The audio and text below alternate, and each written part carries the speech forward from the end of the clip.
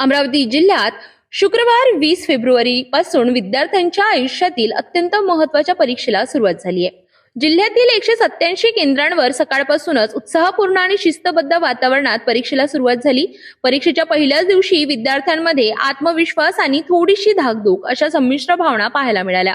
ही परीक्षा केवळ शालेय अभ्यासाची नाही, तर वर्षभर घेतलेल्या मेहनतीची, आईवडिलांनी घेतलेल्या कष्टांची आणि शिक्षकांनी दिलेल्या ज्ञानाची ही खरी परीक्षा आहे.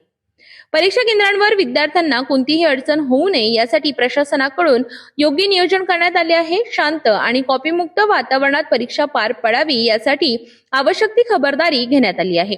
विद्यार्थ्यांच्या चेहऱ्यावर यशाची आशा आणि उज्ज्वल भविष्यासाठीची स्वप्ने स्पष्टपणे दिसत होती. अनेक पालक आपल्या पाल्यांना शुभेच्छा देण्यासाठी परीक्षा केंद्राबाहेर उपस्थित होते. या टप्प्यावर विद्यार्थ्यांच्या आयुष्यात नवे वळण येणार आहे. त्यामुळे आत्मविश्वासाने, सकारात्मक विचाराने आणि शांत मनाने परीक्षा देणे हे आवश्यक आहे.